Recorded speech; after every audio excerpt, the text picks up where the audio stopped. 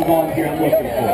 I'm looking for volunteers who are dedicated, motivated, honest, and last but not least, I'm looking for 2 adult volunteers. Looking for 2 adult volunteers to help me out with the show. Let's see, come on guys, we're looking for some enthusiastic volunteers down here.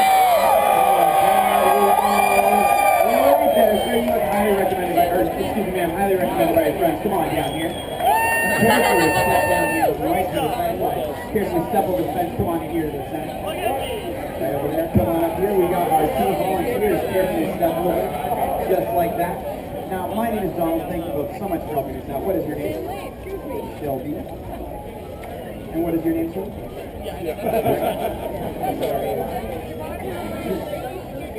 All right, guys, we have Shelby and Bray. Thank you so much for helping us out.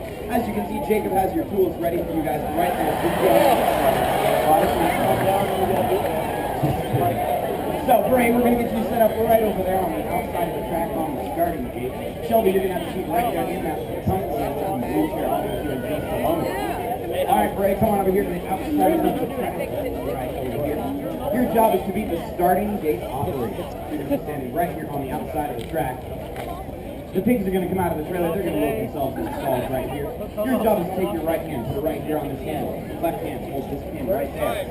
I'm going to say, on your marks, get set, go. You pull that pin straight up in the air.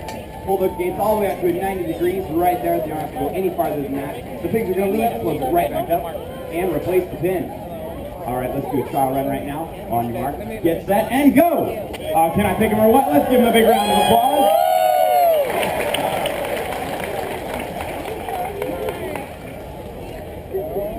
All right, next up we have Shelby over here, who has quite possibly the most important job out here.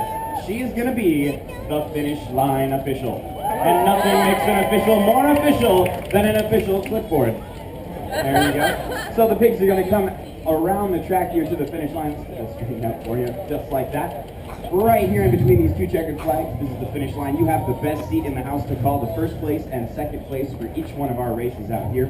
The pigs are wearing numbered bibs, so just write down the number. I'm going to check in with you after each race to make sure that I got the right pigs before I announce it to our audience out here. Now, ladies and gentlemen, we know that a fair bit of betting goes on out here in the audience. But we love it. It adds a whole lot of excitement to the show. So if you have any complaints, you thought that your pig should have won, come on over and talk to Shelby, not me, because she makes the calls. Now I'm going to go make one very quick locker room check. When I come back out, we're going to be on with the first round of competition.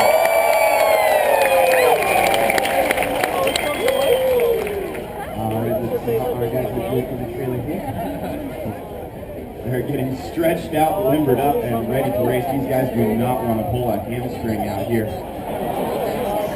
I just checked in with the racers. They say they're ready to rock and roll. But how about this crowd? Are we ready out here? Guys, you know, that was really good for a warm-up, but out here at the pig races, we are all about having fun and making tons of noise. So let's try this one more time. Who's ready to see the pig races? That's what we like to hear. Here come the first round of competitors. All right, as making their way into the starting gate, I'm going to go through and introduce each one of the pigs. And when I do, let's give that pig a big round of applause. In the first lane, wearing the green bib number 2, here he is, the original chauvinist pig. Let's hear it for Sourdough Jack.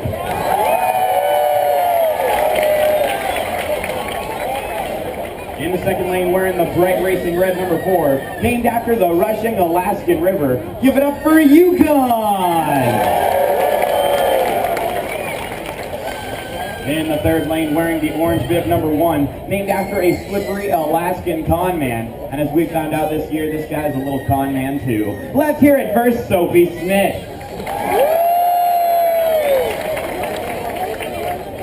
And on the outside lane, wearing the yellow bib number 3. Now, this guy is, well, he's not exactly the sharpest tool in the shed. One time, he was invited to a luau, and he actually showed up. We're just glad we got him back in one piece. Let's hear it for Kobach. All right, here we go. First round of competition on limb. Ray, are you ready to go over here on the starting gates? Shelby on the finish line. On your mark, get set, and go! There, up.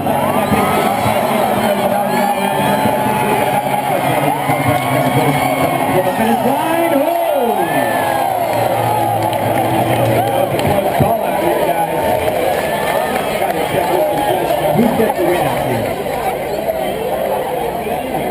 Ladies and gentlemen, Sophie Smith tried to come and take the win, but he didn't quite make it. Kobuk was the winner.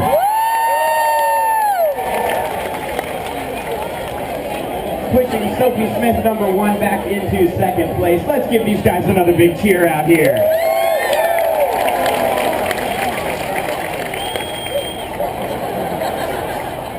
Take your time, bud.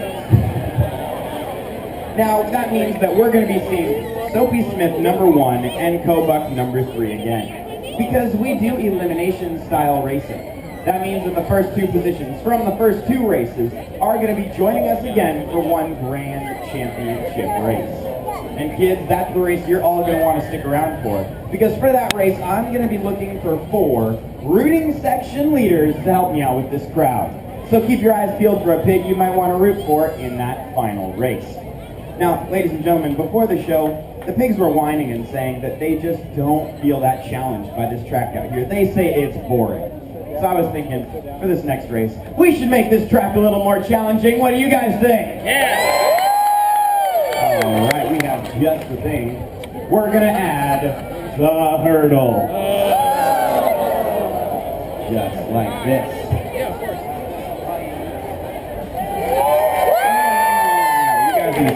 I know what you guys are thinking. You're looking at these hurdles and you're going, that doesn't seem like much. But keep in mind that these hurdles are actually taller than the athletes themselves. So for a good comparison, we have the Olympic Games coming up. Imagine at the Olympic Games, the gun goes off, the hurdlers take off down the track, but instead of jumping over hurdles that are about this tall, they got to jump over hurdles that are this tall. Not very easy. So these guys are going to need all the cheering and applause they can get to get up and over our big hurdles. Let's bring them out.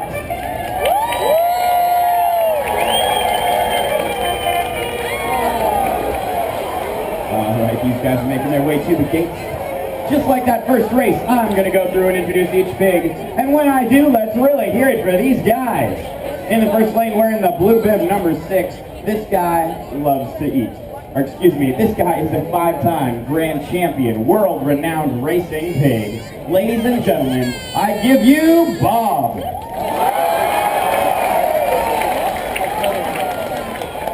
In the second lane, wearing the black bib number 8, our resident drama queen out here, and famous for her role in Black Swine. Let's hear it for Natalie Porkman.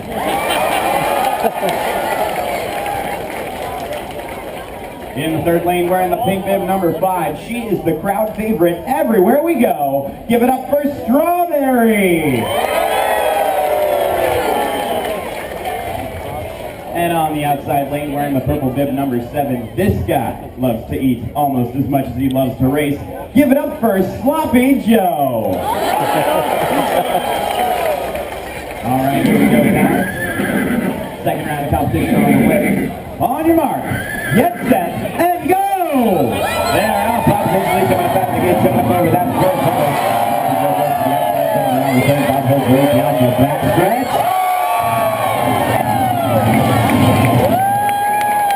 Ladies and gentlemen, that wasn't even close out here. Bob took the win! Check in second place. Number 8, Natalie Porkman. Let's give these guys another big cheer. That means that Sophie Smith and Kobuk are going to be joined by Bob and Natalie Porkman for the Grand Championship race.